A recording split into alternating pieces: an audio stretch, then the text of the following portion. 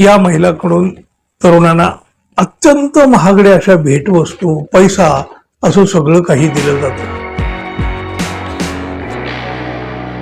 मित्र हो, जगाच्या पाठीवर असलेल्या प्रत्येक देशाला, त्या देशातील प्रत्येक राज्याला आणि राज्यातील प्रत्येक गावाला आपली स्वतःची अशी एक स्वतंत्र ओळख असते.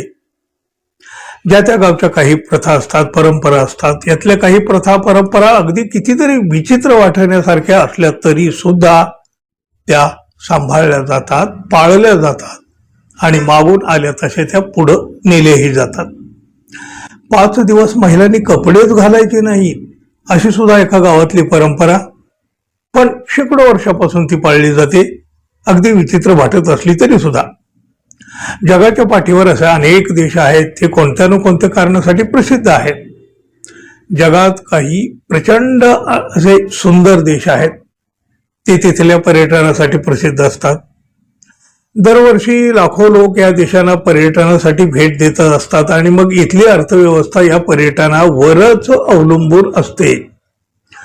ज्या त्या देशाची आपली एक स्वतंत्र ओळख आणि एक वेगळी ओळख आहे, पण अशा वेगळेपणातच एक देश अधिक वेगळ्या कारणामुळे चर्चेत आलेला आहे. तसं पाहिलं तर हा देश म्हणजे अगदी एक छोटस बेट आहे, पण त्याची चर्चा मात्र मोठी आहे. या बेटावर जगभरातून महिला केवळ फक्त शरीर सुखासाठी येतात. हे ऐकून तुम्हाला नक्की आश्चर्य वाटेल, अविश्वसनीय ही वाटेल, पण हे सत्य आहे.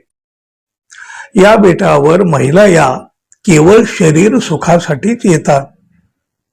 आता हा देश नेमका कुठं आहे, या देशाचं नाव काय आहे आणि या देशात असं काय आहे की इथं महिला फक्त शरीर सुखासाठीच येतात, याबद्दल बोलूया.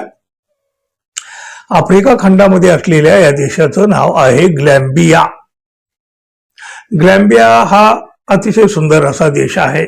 या देशाच्या चारही बाजूला सुंदर असा एक समुद्र किनारा आहे. हे एक बेट आहे आणि या बेटाची संपूर्ण अर्थव्यवस्था ही फक्त या पर्यटनावरच अवलंबून आहे. या देशात पर्यटन वगळता दुसरा फार काही रोजगार उपलब्ध नाहीये. मात्र अलीकडच्या काळामध्ये हा देश एका वेगळ्याच चर्चेमध्ये आलेला आहे, कारण या देशामध्ये जगभरातून महिला येतात, त्या फक्त शरीर सुखासाठीच, फक्त आणि फक्त शरीर सुखासाठी. इथं येणाऱ्या महिलांमध्ये युरोपियन राष्ट्राचा अधिक सहभाग आहे. युरोपियन राष्ट्रामधून इथे येणाऱ्या महिलांची संख्या अधिक आहे. यात आणखी एक वेगळेपण म्हणजे या महिलांमध्ये वृद्ध महिलांची सुद्धा संख्या अधिक आहे. या महिला या देशात येतात आणि इथल्या तरुणासोबत त्या मैत्री करतात.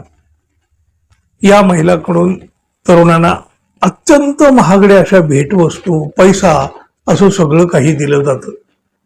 हा देश गरीब आहे, त्यामुळे इथल्या तरुणांना रोजगाराच्या संधीही उपलब्ध नाहीत. त्यामुळं इथले तरुण सहजपणे या महिलांना बळी पडतात, या दलदलीत फसतात. पैसा आणि भेटवस्तू देऊन या महिला तिथल्या तरुणांकडून शरीर सुख मिळवतात. तरुण मात्र या दलदलीत अडकत जातात. शरीर सुखासाठी इथं येणाऱ्या महिलांचं प्रमाण इतकं वाढलं की पर्यटन मंडळाला सुद्धा हस्तक्षेप करावा लागला. शरीर सुखासाठी येणाऱ्या महिलांचं प्रमाण एवढं वाढलं की शेवटी 2022 मध्ये ग्लॅम्बियाच्या पर्यटन मंडळानं ब्रिटिश सरकारची भेट घेऊन आम्हाला केवळ पर्यटक हवे आहेत, शरीर सुखासाठी आलेल्या महिला नको आहेत